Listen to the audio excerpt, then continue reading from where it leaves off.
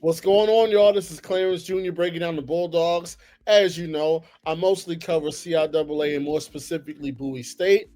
But today is the Black College National Championship, and I couldn't not make a video about it. I couldn't not make a prediction about it. And so, but being 100% transparent, I have no idea who to pick in this game. It is not possible to consume the amount of CIAA content that I consume during football season and also watch the SEAC and also watch the SWAC and also watch the MEAC. So just being 100% real, I've probably seen a game and a half from South Carolina State and about a game of Prairie View. So I'm going to make a prediction in real time after going through the stats and so forth and so on. So let's get right into it. We're going to start with South Carolina State. We're going to go through the records. We're going to go through the stats. We're going to go through the opponents, the schedule, look at QB. We're going to look at everything. So let's go ahead right here. All right, let's start with this. South Carolina State won the MEAC this year. They went 9-3. They were 5-0 in conference, 5-0 at home, 4-3 on the road. They finished the season on a 7-game win streak. Let's look at who they played and who they beat. They beat Wofford, okay, by 1 point. They played the University of South Carolina, lost by 28. They beat Bethune-Cookman in a shootout. They lost to the University of South Florida.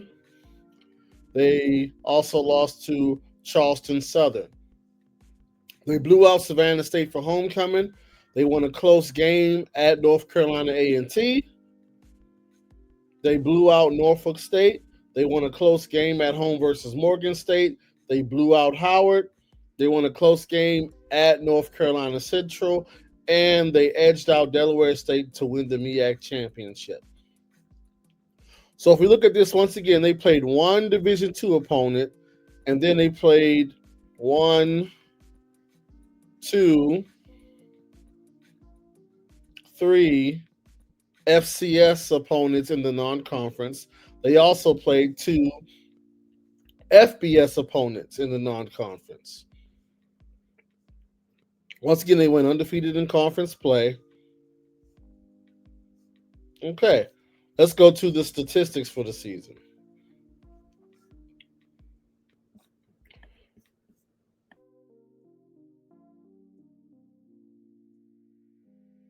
All right, so this is not the right year. This is 23. Let me go to 25. All right. South Carolina State scores 32 points a game. They give up 26. Let's see. They average 135 rushing yards a game. They give up 141 rushing yards a game. They were outrushed this season by their opponents. They only had 1,600 total rushing yards on the season. All right. They get 286 passing yards a game. They had 22 passing touchdowns. The opponent had 19, and they gave up less than 200 passing yards a game. They had basically 1,200 more passing yards than their opponent.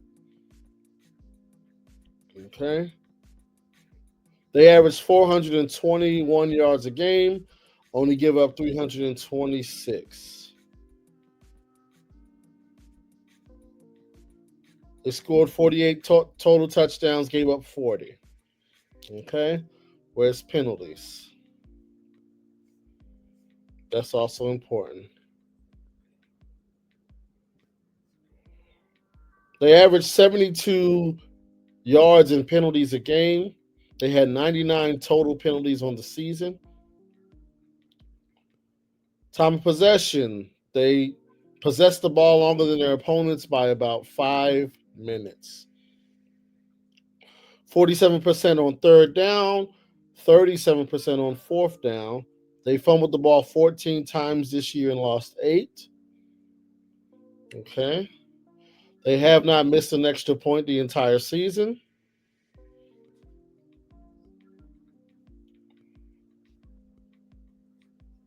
Only 26 touchdowns on 44 red zone possessions. That's something to look at. Now let's look at the individual players.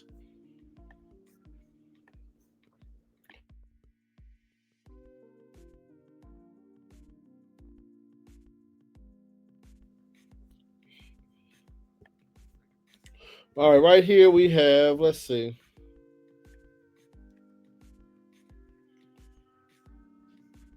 Corey Fields Jr.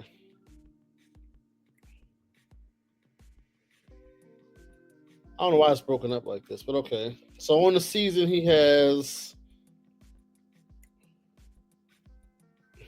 Why is it? I don't know why it looks like this. Okay. 9 interceptions and 13 passing touchdowns. I'm assuming this is the same person because they both say Corey Fields Jr. I don't know why it's broken up like this. I don't know.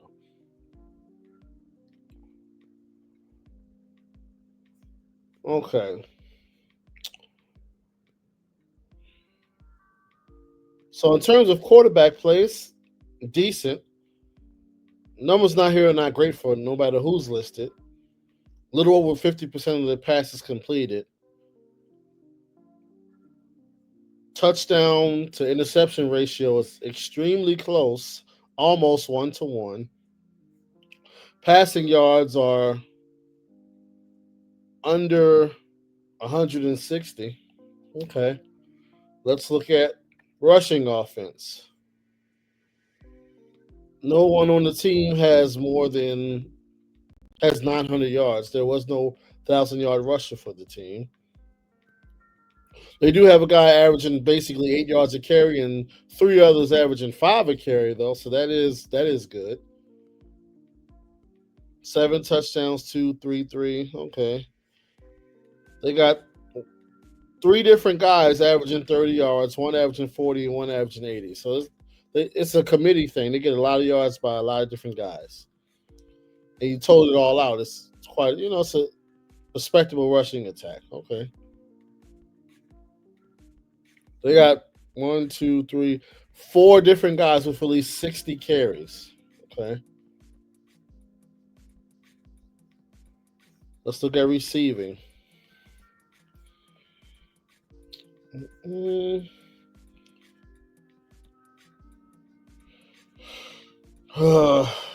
not a lot. This can't be all the stats for the season, is it? Oh, that's why it's 23. My bad. That was 23. I don't know why I jumped back to 2023. I really don't understand that. All right, so let's go back. Individual passing 2025. William Atkins, 17 touchdowns, 4 interceptions, 62% completion percentage, 211 yards a game, 17-4 in terms of interceptions to touchdowns. Okay. I don't know why I would jump back to 2020. That don't make sense, but okay. I'm glad I caught that though. Okay. That makes more sense. Okay. 200 passing yards a game, 62% completion percentage, 17 touchdowns, only 4 picks. Okay. Now let's look at rushing for 20. Let me double check. 2025. Okay. Now they have still not. Hmm. Is this 2025? Yes, it is. All right. Rushing numbers got worse.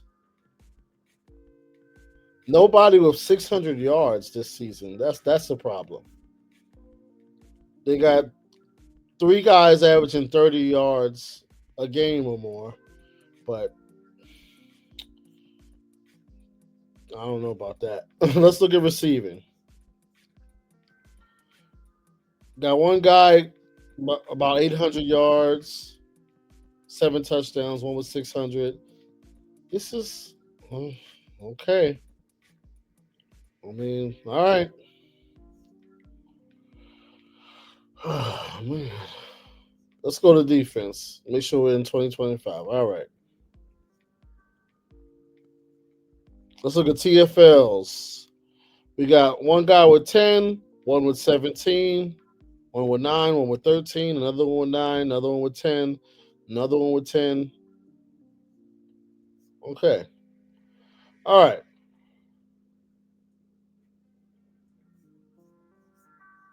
Now, let's go ahead and switch over to Prairie View. Prairie View went 10-3 this year. 7-1 in conference, 5-2 at home, 5-1 on away. They're on a 4-game win streak. They won the Labor Day Classic versus Texas Southern with a last second touchdown. They lost to Texas Rio Grande Valley by 6. They lost to Rice. They beat Northwestern State, beat Grambling, beat Alcorn, beat Southern, beat Lincoln University, PA, lost to Alabama State, blew out Alabama A&M, blew out Pine Bluff, blew out Valley, beat Jackson at Jackson to win the SWAC championship. So let's go through here. They in the non-conference. They have 1, 2. They have multiple FCS non-conference games. They also have a Lincoln opponent who I don't know what their classification is, but I know they're not Division 1. So, South Carolina State played Savannah State and they played Lincoln, so I guess you can call that a wash. Okay. But obviously, the MEAC schools are going to play way more, well, not way more, but more non-conference games because of the size of the conference. But okay, Rio Grande Valley, Rice, Northwestern State's not really good, but okay. So you have to say that South Carolina State definitely played a tougher non-conference schedule. However, 8 conference games is 8 conference games. Now, when you dive a little bit deeper, Southern had a very, very down year. So did Alabama A&M. So did Valley. So did Pine Bluff. But it's still a conference game. All right? But let's look at the numbers. And I'm going to make sure we're on the right year this time. All right. 2025. They score 31 points a game, only give up 16. So they give up a significantly amount less points than South Carolina State. Let's look at here. Rushing yards. 2,500 rushing yards on the season, almost 200 a game. They give up less than 140. Passing. They have 30 rushing touchdowns also, only giving up 16. They also get 233 passing yards a game and only give up 129. They have 53 total touchdowns on the year, only giving up 25. They also get 430 yards per game, only give up 267. Look at penalties. 95 on the season for 70 yards per game. That's a problem. It is. They win time of possession by about 4 minutes. 43% on third down, 47% on fourth down. 18 fumbles. Only lost 6, but 18 fumbles. 54 red zone possessions, 37 touchdowns. You'd definitely like to see that a little bit higher. All right, let's go to individual statistics. Make sure we're still in 2025. All right. So they have 3 guys basically with 500 yards, one close to 1,000. 2 guys averaging 40 yards a game, one averaging 70. 2 guys with 8 touchdowns, one with 4, one with 5. Pace 1, 2, 3, 4, 6 guys averaging 5 yards a carry. Okay, that's solid.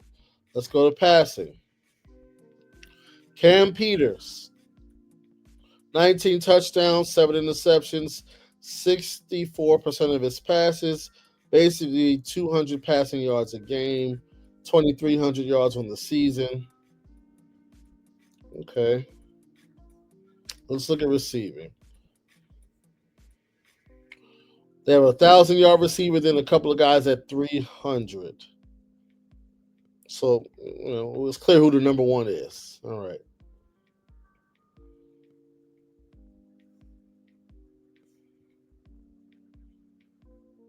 Okay. Let's go to defense very quickly. Tackles for loss, 14. 9.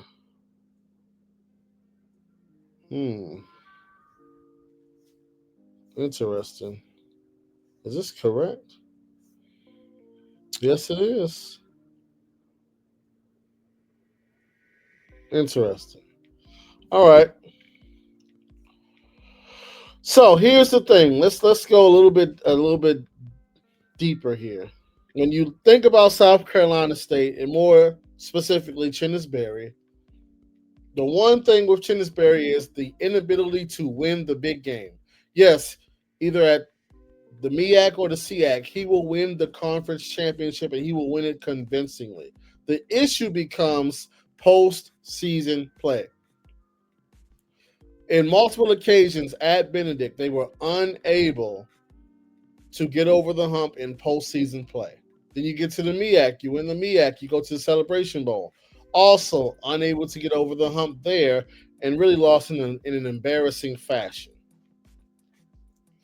Now you go to the other side, Coach Tremaine. This is his first time in the Celebration Bowl. Prairie View as a school, first time in a very long time. First time winning the SWAC in quite a while. So they just don't know what the experience will be like because none of them have been there before.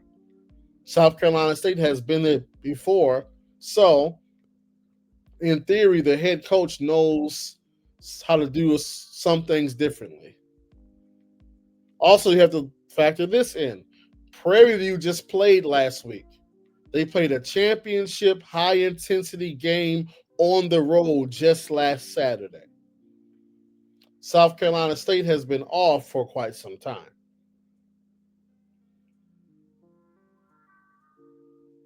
In terms of turnout, it's probably going to be more South Carolina State folks there than Prairie View, so they do have an edge there.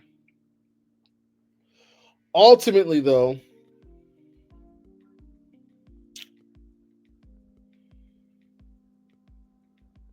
this could be the year Chennis Berry gets over the hump. It could be, but I'm going to be real. I'm going to go full screen for this. I'm going to go ahead and give my prediction. Looking at the schedule, okay, let me go ahead and close that out. All right, so looking at the schedules and looking at the stats and everything like that,